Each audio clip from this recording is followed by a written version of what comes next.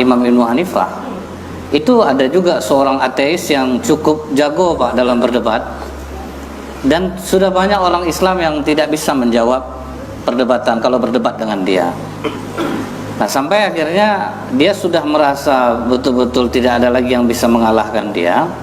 Tapi kali ini berbeda. Dia menantang di tengah lapangan, dikumpulkan orang. Kalau kita kan sekarang misalnya Profesor Dr. Zakir Naik, dia undang orang, dia yang tidak terkalahkan. Jadi pada masa Imam Ibnu Hanifah ada orang ateis yang tidak terkalahkan kalau berdebat. Nah, jadi waktu dia menantang orang untuk berdebat, yang mengiyakan waktu itu Imam Ibnu Hanifah. Waktu itu masih sangat muda umur beliau.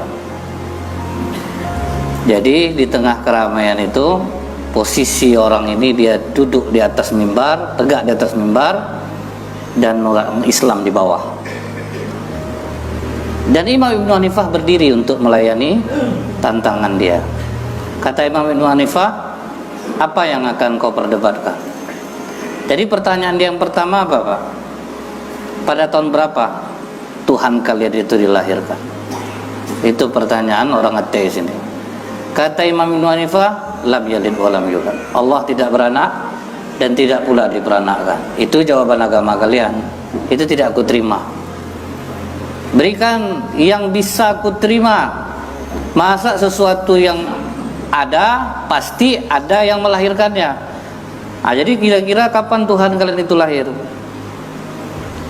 Kemudian jawaban Imam Ibnu Hanifah, Allah itu ada sebelum adanya sesuatu. Tuhan tahu tidak tentang perhitungan? Kata Imam Ibnu Hanifah, ya aku tahu tentang ilmu hitung. Angka berapa sebelum angka 1?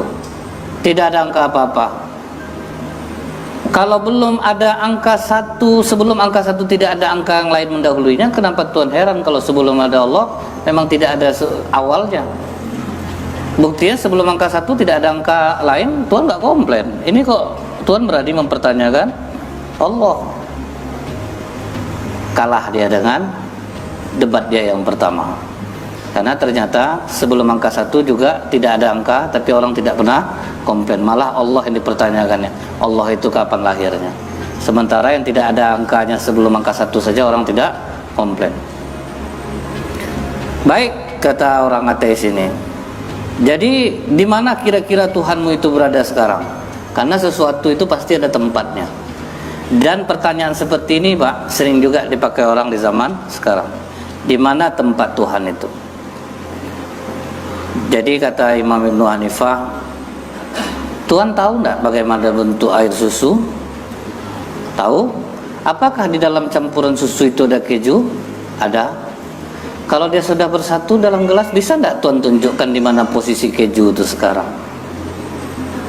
Kata orang ateis ini, ya keju itu meliputi segala sesuatu. Begitu juga dengan Tuhan. Dia ada di segala tempat. Dia meliputi segala sesuatu. Nah, kalah lagi dia untuk yang kedua.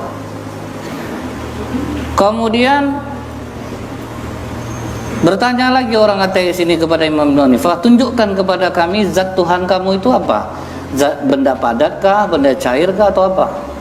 Maka Imam Ibnu Hanifah menjawab, Tuhan pernah enggak duduk di dekat orang yang sedang sakratul maut? Ya. Sebelumnya dia bergerak-gerak? Iya. Waktu ruhnya keluar, Tuhan masih berada di sana enggak? Iya, masih berada di sana. Tahukah Tuhan ketika ruhnya itu keluar? Tidak. Tahu enggak Tuhan ruh dia itu bentuknya padat atau cair? Aku tidak melihatnya. Sedangkan ruh seorang makhluk saja yang keluar, Tuhan tidak tahu, padahal Tuhan duduk di sana. Sekarang Tuhan mempertanyakan zat Tuhan itu benda padat atau benda cair. Sangat keterlaluan Tuhan ini. Wah, teman nolak dia, Pak. Iya pula. Sedangkan ruh manusia aja tidak bisa dia mengatakan bentuknya seperti apa, kok Tuhan yang dipertanyakannya. Baik. Kemudian apa lagi katanya? Wahai Hanifah, ke arah manakah Allah itu menghadapkan wajahnya? Jadi kemana Allah itu menghadapkan wajah? Dijawab oleh Imam Ibnu Hanifah, kalau Tuhan menyalakan lampu, kemanakah cahaya itu menghadap? Ke seluruh ruangan. Begitulah Allah. Allah itu cahayanya menghadap ke seluruh alam ini. Jadi tidak menghadap dia ke sana atau ke sini, menghadap ke semuanya. Itulah yang cahaya, dia menghadap ke semua arah. Kemudian kalau ada orang yang masuk surga itu ada awalnya, kenapa tidak ada akhirnya? Begitu juga dengan perhitungan, kata Imam Hanifah. Ada awalnya tetapi tidak ada akhirnya. Perhitungan Pak, mana ada akhirnya Pak? Dia nambah terus, tapi awalnya ada. Nah, mulai terdiam si ateis ini. Kemudian bagaimana kebaikan surga itu akan bertambah dan tidak akan ada habis-habisnya jika dinafkahkan. Kebaikan surga itu akan bertambah. Masa iya dia bisa bertambah? Sementara tentu kalau kebaikan itu banyak dia akan berkurang. Maka kata Imam Syafi'i, di dunia ini saja kita bersedekah bisa bertambah nilai sedekah kita itu. Kita ngasih ilmu ke orang bertambah nilainya. Satu kebaikan yang kita buat 10 kali lipat diganti Allah. Kenapa Anda heran kalau kebaikan surga itu bertambah tidak akan pernah berkurang? Akhirnya ditanyanya lagi, Pak, kalau begitu apa pekerjaan Tuhan sekarang? Maka kata Imam Hanifah, seharusnya dari tadi kan aku menjawab di bawah, sekarang kita tukar tempat lah. Biar aku jawab dari atas, kau duduk di bawah sini. Sampai di atas mimbar, apa kata Imam Hanifah, kau ingin tahu pekerjaan Tuhan sekarang? Ya. Jika ada orang yang sombong berdiri di atas mimbar ini, maka dia akan turunkan dan menaikkan yang benar ke atasnya. Baru kena orang ateisnya jadinya, Pak. Itulah pekerjaan Tuhan saat ini. Nah, ini di sini terlihat, Pak, apa pelajaran yang bisa kita ambil? Orang Islam itu mesti cerdas.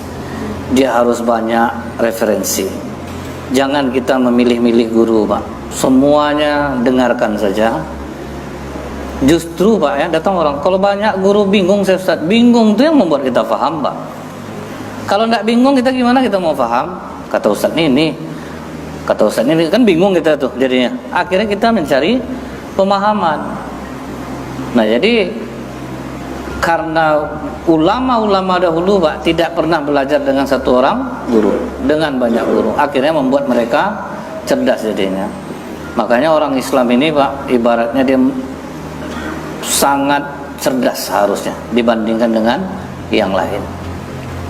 Seperti ada seorang ustadz, begitu ada anak muda, dia belum nikah tapi ngasih nasihat perkawinan, Pak. Sebagai seorang senior agak tersinggung Buya yang senior ini. Sini kau dulu, habis anak itu ceramah. Udah kawin kau? Belum lagi, Buya. Kau tidak boleh ngasih nasihat perkawinan, kau aja belum nikah lagi. Kau ajarkan orang cara Rasulullah di rumah begini, menikah, memperlakukan istri. Tidak pantas kau sebetulnya, karena kau belum nikah. Hari itu saya nengok Buya ceramah kematian, Buya, padahal Buya belum pernah mati. Nah, itu namanya ilmu mantik, Pak. Nah, jadi masa orang kalau belum nikah tidak boleh dia ceramah tentang nikah? Kalau memang dia tahu, paham, apa pula salahnya? Tapi yang pernah nanya ke saya itu pernah tuh, Pak, boleh enggak Ustaz kita bawa handphone yang ada aplikasi Al-Quran ke dalam WC? Saya bilang boleh, tapi jangan buka aplikasi Qurannya, karena Quran itu sudah tersimpan di memori HP itu, memori internalnya, di otaknya tibanya.